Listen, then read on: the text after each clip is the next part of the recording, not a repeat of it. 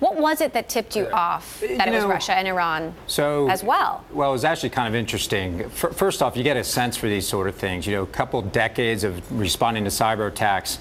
You start learning the tradecraft of the adversary, and a lot of times there's a direct link between folks who are doing cyber attacks, breaking in the networks, and folks that are doing information operations. You can't really separate them. Sometimes maybe they're just walking down the hall and talking to each other. But when I talked to the analysts that found this, a lot of it was luck, and a lot of it was just their unique training and their experience. You know, they started pulling a thread on a Twitter account that just didn't seem right. It was pro-Iranian, it was anti-Saudi, yet the character behind the account just didn't feel right. It felt more like a state-sponsored account. As you pull the threads, more things emerged, and we landed with at least the lowest bounds of multiple sites and accounts. Right, you're talking about the lowest bounds exactly here. Right. What else could there be? I mean, we have to believe there are other countries doing this as well. I think so. I think we're at, and one of the reasons we do all these information operations, trying to find them, is it's tangential to protecting our customers, but also the rules haven't settled yet. Nobody knows what's fair game. As I travel the world and meet other, departments of defense and other government officials, everybody's thinking, what is a government's role on offense? What is a government's role in the information space? What's fair game, what's not? And as we're setting the rules, we feel, let's find where there's disingenuous sites, where there's not authentic news, and point it out to folks. So do you believe these threats could be originating from other countries as well? Could North Korea or China be doing the same? What are you seeing? What kind of evidence have you seen to support that? Well, if we see evidence, we'll tell folks. But at the end of the day, it stretches credulity to think it won't happen. The information space is just another tool governments are going to use to promote their agenda. We had Microsoft President Brad Smith on the show last week. They also identified several web pages that were operated by a group tied to the Russian military. They took control of those web pages. Take a listen to what Brad Smith had to say. What we're seeing now is a pattern that in many respects is similar to what we saw in the United States in 2016 when certain campaigns and political parties were attacked. It is similar to the pattern that we saw in France in 2017 when we really saw every major candidate for the French presidency targeted. We're seeing it again. Would you agree with that?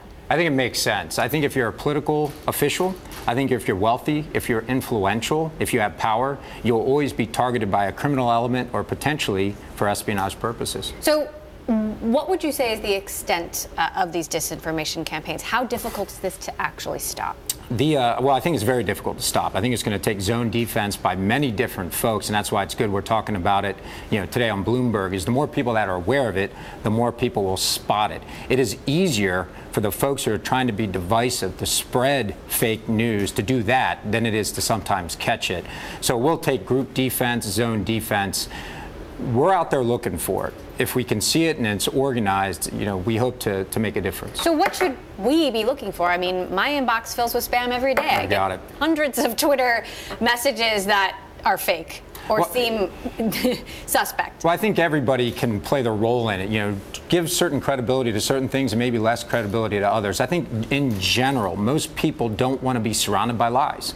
They want to be surrounded by truth. And when you see sites going up purporting to be news sites, but it's disingenuous and not authentic, I think you have a right to know about it. At the same time, when you have a president who says that Google is completely biased, Facebook and Twitter also biased, does that run contrary to what you're trying to accomplish?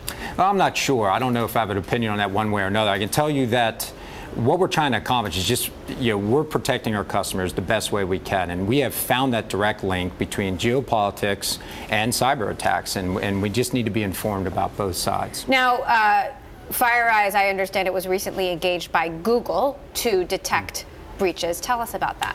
Well, I don't know if they were recently engaged or not. I can just tell you we have thousands of customers that want our threat intelligence, that rely on it to kind of come up with their own risk profile. Is our industry at risk more today than yesterday? So that's probably all I'd tell you is, there's a lot of companies that rely on our intel. So what can you tell us in general about how much you've been approached by potentially new businesses in this new threat landscape, now that we are more aware of what is out there? I think almost every business wants threat intelligence because what we can't be, I'm a cybersecurity expert, but I don't work on the front lines of industrial control system network.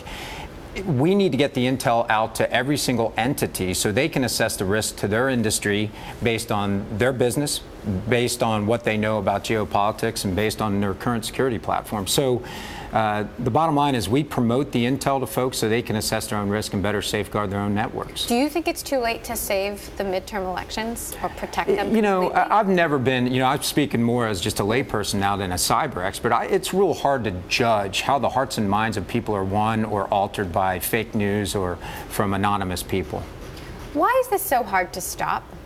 I think the platforms, the anonymity of the internet makes it really hard. You can sit 10,000 miles away and say you're from Ohio or say you're from Texas, and no one can tell the difference. Do you think these companies have a bigger responsibility that they have not been living up to? I mean, the fact that you tipped off Facebook, but Facebook couldn't see that for themselves, isn't that a little bit concerning? Well, I think they might have been able to see it for themselves. I don't know what their internal policies are, but I can tell you this.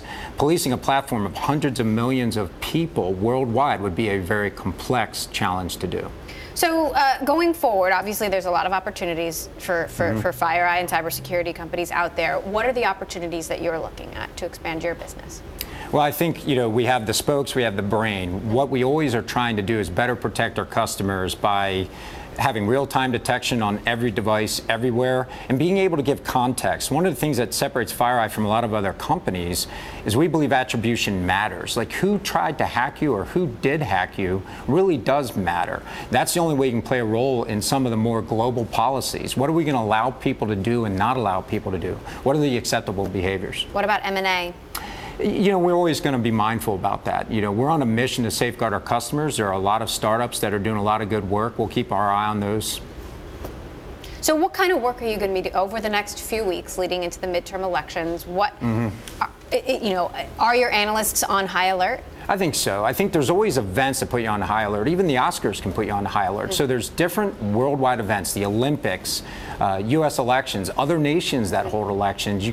I call it shields up, the old Star Trek term. You got to go into shields up. You got to be a little more wary, a little more diligent. And every single person involved in cybersecurity in any election system is going to be on high alert.